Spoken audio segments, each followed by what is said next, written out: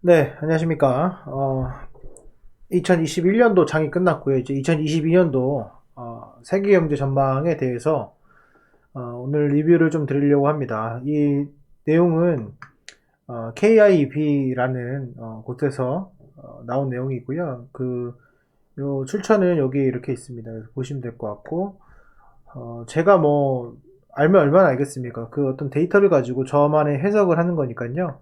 그게 참고하시면 될 것 같고요. 데이터들은 이렇게 아프리카 경제, 중동, 중남미, 브라질, 중앙아시아, 러시아, 동남아, 인도, 중국, 일본, 유럽, 미국, 국제시장, 금융시장, 상품시장, 개관 이렇게 돼 있습니다. 그래서 요거 할 거고요. 제가 드릴 거는 몇 가지, 인도까지 하고 그 다음에 동남아, 러시아 제치고 브라질 하고 이렇게 마치도록 하겠습니다. 전반적으로 이걸 제가 왜 하냐면요. 뭐 그냥 뭐 별로 중요하지 않지 않냐 이렇게 할 수 있는데 이겁니다. 뭐 내가 이제 투자하지 말아야 될 좀 깊이 해야 될 종목과 테마가 있고요. 이런 걸 토대로 좀 제낄 수가 있고요. 그리고 앞으로 내년에 주도를 어떤 것들을 할 것인지 어떤 게 실적이 좋을 것인지 큰 거시적인 그런 판단을 여기서 도움을 받을 수 있고요.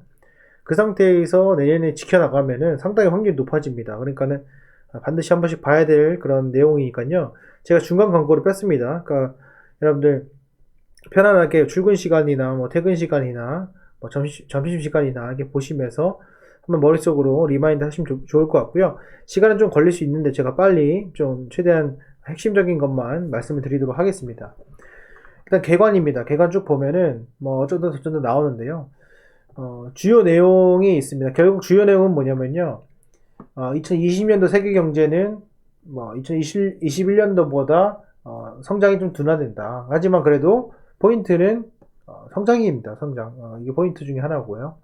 그리고 리스크 요인 중에서는 가장 큰 게 이제 몇 개 세 가지가 나오는데 미국과 유럽과 일본 이렇게 세 개 나옵니다. 그래서 리스크임에도 불구하고 거기서 성장을 할 것이다 이런 내용이고요. 특히 이제 일본에는 IT 업종, ESG 신성장 산업이 이렇게 되어 있고 그 다음에 미국과 유럽, 특히 유럽에 조금 개선된 효과가 난다 이겁니다. 그리고 내년 정도에 제가 판단을 했을 때는 유럽에서의 ESG 경영에 대한 것들이 상당히 제일 빨리 두각이 될 거고 거기에 따라서 뭐 전기차 관련해서도 여러 정책이 나오지 않을까 이렇게 생각을 합니다. 그리고 이제 요거는 제가 무시하겠습니다. 그래서 델타 변이에 대한 내용들은 삭제. 왜냐면은 의미가 없습니다. 저는 이거에 대해서 약간 별로 의미가 없다고 생각을 하기 때문에 넘어가도록 하겠습니다. 2021년도 세계 경제는 어쩌다 저쩌다 그거는 뭐 넘어갈 거고요. 2022년도가 중요하겠죠. 22년도 좀 보시면은 뭐 작년 같은 경우에는 성장이 더 좋았다는 내용이고요. 2022년도 경제에 보면은 포인트는 이겁니다. 백신에 대한 내용 이런 것들은 뭐 큰 의미는 없고 중요한 것 중에 하나는 미국 등 주요국의 통화 정책이 정상화 경로에 진입. 이거는 어떻게 보면 긴축의 어떤 신호탄이다 이럴 수가 있거든요. 그렇다고 보면은 정상화 경로에 진입이라는 뜻은 결과적으로는 하반기를 말하는 걸로 생각이 듭니다. 이따가 뒤에서도 환율에 대한 내용도 나오고요. 금리에 대한 내용도 나오기 때문에 그것도 또 설명드리도록 하겠습니다. 유가는 지금 현재 수준에서 뭐 큰 차이가 없을 것이다. 그리고 중국의 경제 성장률에 대한 위기도 있습니다. 이것도 뒤에 설명드릴 거고. 그 다음에 투자자의 위험 회피도에 대한 급격한 변화가 없다. 그러니까 뭐 자본금에 대한 큰 변동은 없다라는 것이고 대한민국 주식시장이 신흥국에 포함이 되냐 선진국에 포함이 되냐 그거는 모르겠습니다. 제 생각에는 지금 외국인들이 들어오는 거 보면은 되고 있지 않나 이런 생각을 들고 있습니다. 좀 내려보시면요. 네. 여기서 이제 포인트 중에 또 하나는 뭐 이겁니다. 정치 일정에 따라서 뭐 연준의 테이퍼링의 금리 인상 이런 게 부정적 요인으로 된다라고 하는데 제가 판단했을 때는 내년 상반기까지는 크게 문제가 없지 않을까 생각이 들고요. 금리 인상에 대한 이슈는 이미 여러 번 우리가 떠들어댔고 그걸로 많이 좀 해먹었기 때문에 그걸로 인한 충격들은 사실은 크게 많지 않을 거다. 저는 개인적으로 그렇게 생각을 합니다. 자, 그리고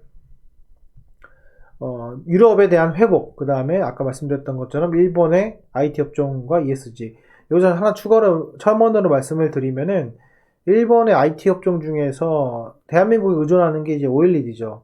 OLED가 의존을 하고 있고 OLED 소재에 대해서는 일본의 기업들을 많이 벤치마킹하고 있기 때문에 요것이 어떻게 보면 일본 타겟으로는 뭐 소니, LG 디스플레이와의 소니와의 관계 그리고 거기에 대한 그 TV에 대한 내용들도 아마 이슈가 있지 않을까 이렇게 생각이 듭니다. 그 다음은 신흥국에서의 포인트는 두 개입니다. 중국과 인도인데 중국 같은 경우에는 뭐 여러 가지 뭐 최근에 헝다그룹 파산도 있었죠. 그래서 그런 위축과 소비 전력 난으로 인한 생산 부진 이런 게 있는데 궁극적으로는 이런 것들이 호재가 되는 그런 테마들 그게 포인트라고 저는 봅니다. 그래서 중국과의 견제와 그리고 시장을 독식할 수 있는 그런 테마들을 저는 살펴보면은 사실은 중국이 주된 판매처가 되는 그런 제조업들은 조금 기피할 필요가 있지 않을까 이런 생각이 듭니다. 그래서 이런 것들은 내년 하반기 정도나 최소한 2분기 정도에 그런 관련된 종목들과 팬데믹 종료에 대한 이슈가 두드러지면서 그런 것들 회복하지 않을까 생각이 들고요. 인도 같은 경우에는 인도는 대부분 아시겠지만은 우리나라에서 수출하는 것들이 제조업이 많습니다. 제조업이 많고 특히 정밀화학 분야의 것들도 많고요. 제조업이 거의 대부분인데 이로 인해서 인도의 경기 회복이 빨라진다 이런 내용이고요. 그럼으로써 제조업에 대한 판매처, 그러니까 인도 수출에 대한 이슈가 있는 기업들은 한 번쯤 긍정적으로 생각해 볼 필요가 있다라고 말씀드릴 수 있을 것 같습니다. 그리고 이제 브라질을 좀 말씀을 드리면은 브라질 같은 경우에는 조금 성장성이 오히려 더디고 있다 이런 내용이 있습니다. 그래서 브라질 같은 경우에 흔히 이제 우리가 수출하고 있는 제가 리뷰를 드렸던 뭐 클래시스 같은 종목들도 브라질이 어떤 주된 타겟 중에 하나인데 둔화로 인해서 그런 것들이 내년에는 조금 좋지 않은 모습을 보여주지 않을까라는 그런 생각입니다. 전반적으로 세계 경제 전망을 보게 되면 2022년도에 전 세계에서 지금 보면은 하향을 놨고요. 그리고 여기서 상향으로 된 것들을 좀 보면요.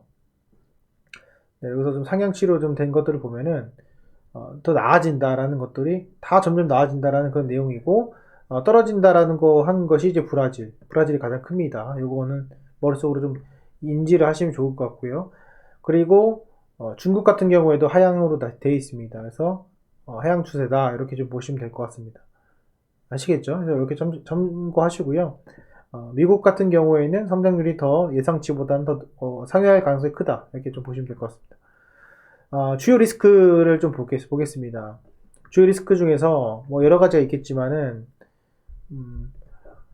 결국은 그거예요. 재정 지출의 대부분이 어떤 재정 확대를 통한 금융 정책이었는데 그런 것들이 결과적으로는 그겁니다. 신흥국이 적다. 저희가 어떻게 보면 이런 거에 따져서는 신흥국에 포함이 되죠. 선진국, 미국과 일본 이런 선진국에 비해서는 우리가 좀 규모는 작다. 하지만은 뭐 그런 것들에 대한 그 대출 대한 규제 그런 것들이 대한민국 시장에는 있다. 이걸 염두해 주시면 될 것 같고요.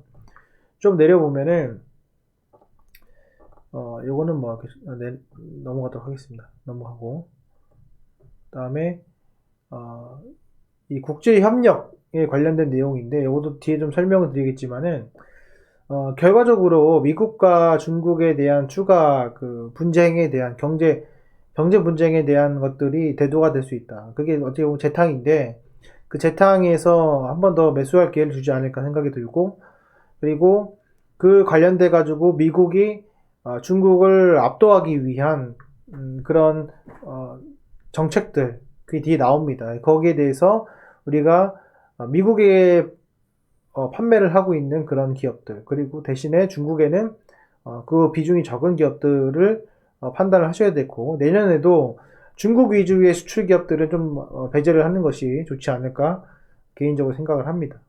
보시면 될 것 같고요.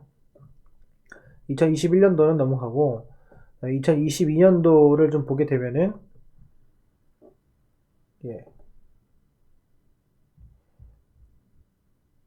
네, 여기 보시면 되겠습니다. 저기 보시면은 이게 지금 네, 요거는 뭐 결과적으로 한국의 그 수출 주요국의 월별 수출액 증가율이 뭐 높아지고 있다 뭐 이런 내용입니다. 그래서 뭐 이건 크게 중요한 건 아니고요. 어, 좀 내려보면은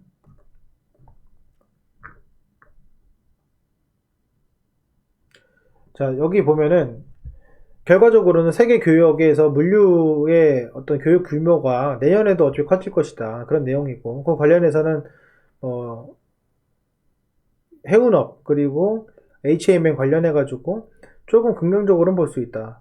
그렇게 볼 수 있을 것 같고 지금 뭐 많이 하락을 했는데 거기에 대해서 반등은 줄 수 있는 그런 위치가 아닌가 생각이 듭니다. 그래서 이런 것도 어차피 뭐 반영이 많이 되어 있겠지만은 어쨌건 뭐 내년에도 물동량은 좀 많이 늘어나지 않을까 생각이 들고요. 그리고 2022년도에도 2022년 세계 교육은 증가 추세로 이전의 증가 추세로 회귀할 전망이나 가파른 상승세에 따른 기저효과, 서비스 교육 회복세 부진, 각종 하방 요인을 간과할 수 없어 이건데 결국 서비스 교육이라고 하는 것이 내년 하반기 때 좀 그게 좀 나와야 되지 않을까 이렇게 생각이 들고요. 그래서 어쨌건 뭐 이거는 제가 투자하는 데 있어서 크게 중요한 건 아니고 결과적으로는 교역량 자체가 지금 보시면 아시겠지만은 늘어나고 있다. 늘어났고 2022년도에 감소했고 마이너스였고 세계 교역량이 그리고 이제 증가를 하는데 그래도 2021년도보다는 적지만은 역대의 그 교역량보다는 그래도 많아질 것이다. 이렇게 좀 보시면 될 것 같습니다. 이렇게 보시면 될 것 같고 결국에는 수출이 많습니다. 선진국보다 신흥국이 수출이 많고요. 그리고 수입도 많다. 그래서 사실은 신흥국에 포함되는 대한민국 시장 그건지 아니면 선진국에 포함된 건지 봤을 때 요 그 교역량으로 봤을 때는 이제 신흥국에 해당이 되죠. 대한민국이. 그래서 긍정적인 효과다. 이렇게 보시면 될 것 같습니다. 금리입니다. 금리 같은 경우에는 최근에 이제 10년물 국채금리 상승으로 인해서 뭐 많은 그 변동성이 있었어요. 결과적으로 말씀드리면은 밑에 좀 보시면은 미국의 장기 채권 금리가 올라갈 것이다. 그 내용입니다. 그래서 여기는 2020년도에 2021년도의 내용이고요. 쭉 내려보면은 2022년도 전망입니다. 여기 보면은 미국 같은 경우에는 기준금리가 내년에 0.35 여기까지 왔고요. 하단은 0.08입니다. 그래서 결과적으로는 내년에 점진적 상승이 많아야 한 번에서 두 번, 한 번에서 두 번 정도, 제 생각에는 한 번 정도 있을 것 같습니다. 그때가 뭐 하반기지 않을까 생각이 드는데, 그렇고, 10년물 국채금리는 뭐 예전에 2%까지 올라갔다가 막 그랬을 때처럼 그 정도치로 다시 올라가는 것이 아닌가 생각이 들어요. 그래서 궁극적으로는 뭐 큰 문제가 없다 이렇게 보시면 될 것 같고 일본 같은 경우에는 기준금리가 아직도 마이너스 금리입니다. 그래서 내년 포인트는 하반기에 금리 변동에 따른 어떤 모습을 좀 보여주지 않을까 생각이 들고요. 그 다음에 환율입니다. 환율 같은 경우에 뭐 밑에 또 표가 있는데요. 표를 좀 보시면은 궁극적으로는 1170원 정도 여기 보시면 아시겠지만은 이 평균값이 1168원, 1170원 보통 다 이렇게 좀 형성이 되어 있습니다. 그래서 원달러 환율이 1160원에서 1170원 그러면은 최근에 이제 1190원보다는 좀 안정화된 상황이기 때문에 과거에 제가 말씀드렸다시피 장기 상승, 대세 상승이 일어날 때 환율이 올라갔다가 다시 떨어지면서 그 횡보를 유지할 때 그때 이제 외국인이 들어온다고 했습니다. 그래서 내년 1분기 2022년도 1분기 때에 외국인의 투자가 얼마큼 진행되는지 한번 보면 좋을 것 같고요. 그 투자가 제가 판단했을 때는 미국에서 정책으로 밀고 있는 뒤에 말씀드리지만은 그런 대표적인 그런 그 산업에 대해서 수출하고 있는 한국 기업이지 않을까. 거기서 반도체 비메모리가 포함되지 않을까 생각이 듭니다. 이렇게 보시면 될 것 같습니다. 그래서 환율 원달러 환율은 소폭 하락될 예정이다. 그래서 이거고요. 국제유가 같은 경우에는 뭐 여러 가지 우려가 있겠지만은 큰 차이는 없을 것이다. 그런 내용입니다. 곡물 가격 같은 경우에도 이거는 뭐 저희가 지금 이거를 하는 데 있어서 큰 그 투자에 대한 변동성은 없기 때문에 이거는 그냥 넘어가도록 하겠습니다. 그렇고 좀 내려보겠습니다. 이게 분량이 138페이지 분량이에요. 그래서 상당히 많아가지고 이렇게 좀 보시면 될 것 같습니다. 자, 미국 경제 성장률입니다. 보시면은 실질 GDP가 있고 소비출이 있는데 저는 개인적으로 민간 투자가 중요하다 생각을 합니다. 민간 투자가 상당히 저조했었고요. 이게 이제 해외에서 해외 기업들이 많이 그 미국에 투자하는 그런 계기가 되었고, 그리고 GDP 같은 경우에는 뭐 점진적인 상승을 좀 보여주고 있다. 이렇게만 좀 보시면 될 것 같습니다. 그래서 미국도 내년에는 경기는 뭐 나쁘지 않지 않을까 이런 생각을 하고 있고, 전반적으로 봤을 때 궁극적으로는 우리가 따라가야 될 것은 중국이 아니라 미국이다. 요거는 확실하게 보시면 될 것 같고, 의외로 변수가 일본과 관련돼서 협업하는 IT 기업들, IT 소재 관련 기업들도 잘 볼 필요가 있다. 이렇게 보시면 될 것 같습니다. 네, 뭐 제조업 지수 이거는 뭐 그렇고요. 여기서 이제 거시 정책에 좀 포커스를 둬야 되는데요. 어쨌건 뭐 이건 2021년도, 2020년도에 대한 내용이고, 여기 보시면은 테이퍼링의 현행 계획을 좀 보게 되면요. FOMC가 계획 발표를 했죠. 이게 줄어드는 때가 2022년도 3월 달부터 이제 급격하게 좀 줄기 시작합니다. 그래서 이거 딱 1분기예요. 1분기까지. 그런 것이 좀 대두화되지 않을까 생각이 들고, 뭐 계획은 이렇게 됐지만은 뭐 좀 더 빨리 테이퍼링을 할 수 있지만, 그것은 더 빨리 한다는 것은 저기 보시면은 6월이잖아요, 그죠? 다 포인트가 2분기에 맞춰져 있어요. 지금 보면은 전반적인 그 뭐랄까요, 뭐 금리를 올리고 국채 금리가 올라가고, 그리고 실질적으로 긴축을 하고 이런 것들이 2분기, 저는 이제 3분기 때부터 본격적으로 한다 생각하니까, 일단은 수학을 저희가 매수했던 것들의 수학을 2분기 안에는 어느 정도는 해야 될 필요가 있지 않을까. 물론 바뀔 수도 있겠지만은 일단 그렇고요. 핵심 이슈 중에 하나는 뭐냐면 위중 갈등 재점화에 대한 핵심 이슈가 있습니다. 이게 좀 핵심 중에 하나인데, 잘 들어보시면은 바이든 대통령이 취임한 이후에 추진해온 백신 공급 확대, 대규모 부양 정책이 정책 효과들이 나오고 있고, 대외 정책, 특히 대중국 정책에 대한 방향과 설정에 대한 추진이 이루어질 것으로 예상된다. 이건 뭐 당연하죠. 저희가 2018년, 19년 당했기 때문에. 바이든 행정부는 10대 핵심 기술 분야, 중국을 상대로 기술 주도권을 확보하기 위한 10대 핵심 기술 분야, 이렇게 되어 있습니다. 그래서 첫 번째 인공지능, AI죠. 두 번째 고성능 컴퓨터 및 반도체 비메모리에 해당되는 내용입니다. 그 다음에 여기 보시면은 소프트웨어가 아니라 하드웨어입니다. 하드웨어. 이미 이제 소프트웨어는 잡고 있기 때문에 그렇게 또 보시면 될 것 같고, 세 번째가 로봇 공학, 로봇입니다. 그 다음이 뭐 자연재해 인재 방지, 이거는 뭐 기본인 거고, 그 다음에 고도통신 기술이 이제 6G를 이야기하는 것 같고요. 5G와 6G. 그 다음에 바이오 및 유전체학, 합성생물학, 뭐 이런 것들은 사실은 이미 앞서고 있기 때문에 뭐 쓴 것 같고, 그 다음에 사이버 보안, 데이터 저장 장치, 데이터 관리 기술, 이거는 뭐 보안 관련, 그 다음에 뭐 블록체인, 그런 테마, 그 다음에 클라우드, 요게 좀 포함되어 있고요. 그 다음 첨단 에너지 같은 경우에는 에코에너지 관련된 내용인 것 같고, 그 다음에 기타 중요 기술 분야 관련 재료 과학, 공학. 지금 보시면은 다들 그냥 첨단 기술밖에 없어요. 그 기본을 뭐 중시하자, 뭐 이런 게 아닙니다. 그렇기 때문에 내년에도 실적 기반된, 그리고 미국과 같이 짝짝꿍이 맞는 그런 기업들, 요 기억해 두시면 좋을 것 같습니다. 제가 이거는 참조를 할 거고요. 그 다음에 쭉 내려보시면은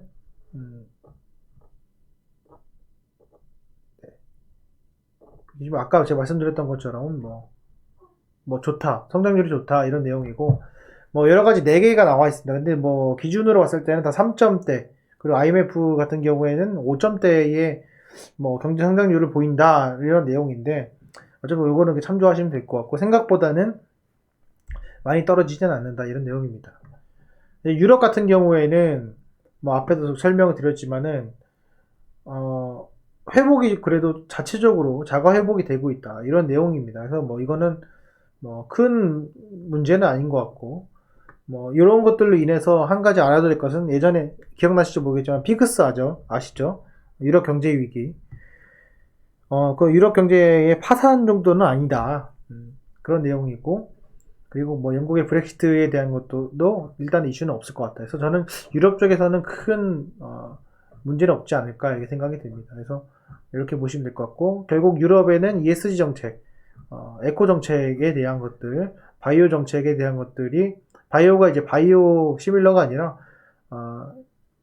바이오 재생에너지 이런 것들이 주된 이슈가 아닐까 생각이 듭니다. 근데 이런 것들은 사실 한국 시장에서 뭐 걸출할 만한 그런 회사들이 없기 때문에 사실 뭐 크게 중요한 건 아닌 것 같고 그 다음에